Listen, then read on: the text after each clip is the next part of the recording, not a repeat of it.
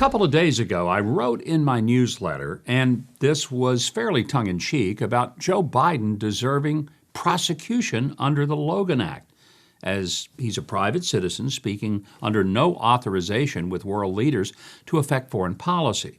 It seemed particularly fitting. After all, Biden is reportedly the one who brought up the Logan Act in the Oval Office as a way to target General Michael Flynn.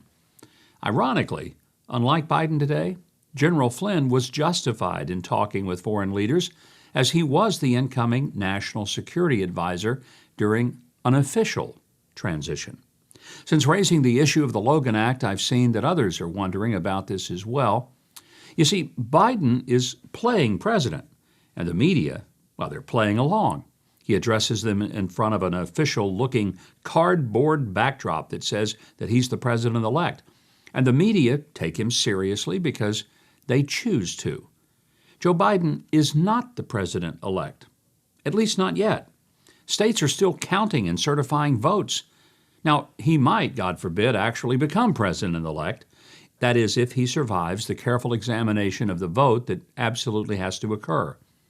But with a myriad of allegations that are massive and deliberate fraud that might be confirmed and could, in fact, reverse the count enormously in key states, he might not get through that whole process. Democrats were the ones who pressed for massive mail-in balloting, which seems to have weakened the process and left it vulnerable to outside manipulation. So they're just going to have to wait while we make sense of the crazy result, which some statisticians say is mathematically impossible. Joe Biden is already accepting congratulatory calls from world leaders from places like France, Germany, Ireland, and the UK. And he's already discussing issues such as climate change and COVID-19. Despite the lack of an official verdict, many world leaders have already recognized Joe Biden as the victor. Well, that's probably because they listen to our media, and also because Joe Biden's already assuming the mantle of power, quite inappropriately, speaking with them about foreign policy when he's not supposed to be doing that just yet. Now, I would add that one leader who hasn't yet congratulated former Vice President Biden is the President of Mexico, Andrés Manuel López Obrador. He says himself that he's been robbed of office before by a corrupt process, and he's going to wait until our count is certified. Unsurprisingly, he's catching a lot of grief in the press for doing the right thing. Reports say he refuses, but that's too harsh. He's just prudently waiting until our legal issues are resolved, as our own media should be doing.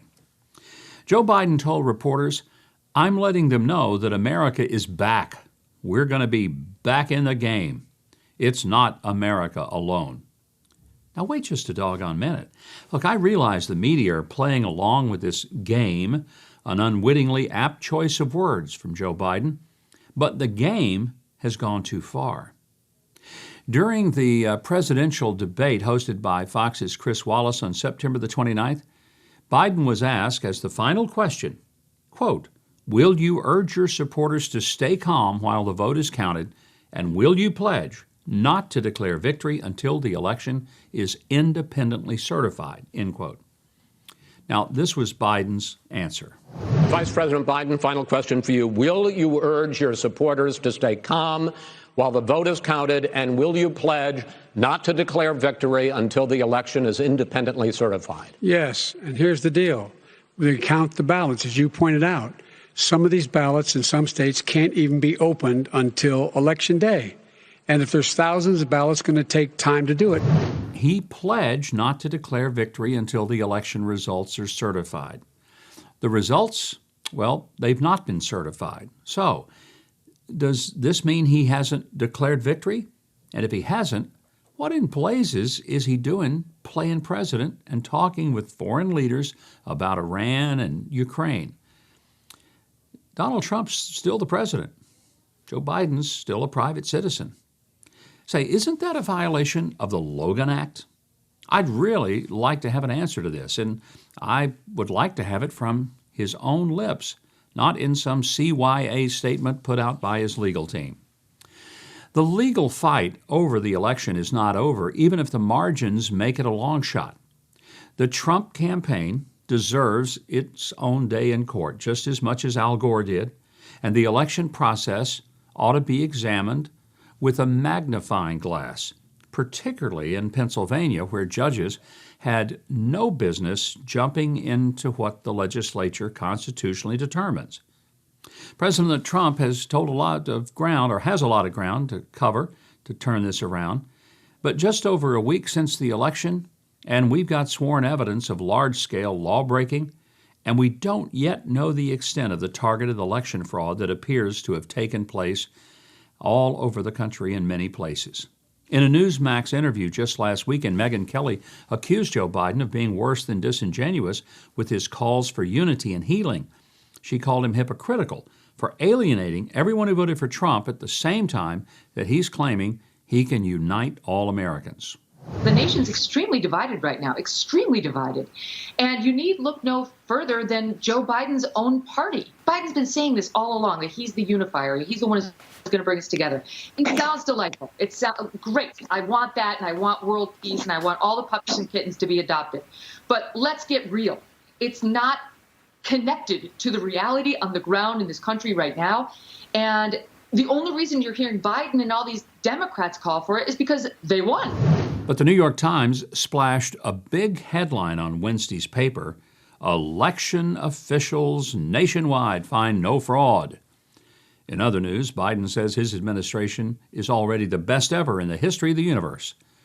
This is just one more gaslighting moment to make us believe that voter fraud is some kind of bogus conspiracy theory.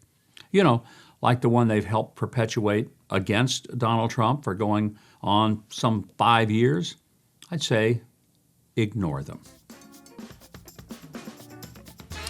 Well, thanks for watching. And if you enjoyed that video, I hope you'll consider subscribing to the channel below and clicking the notification bell.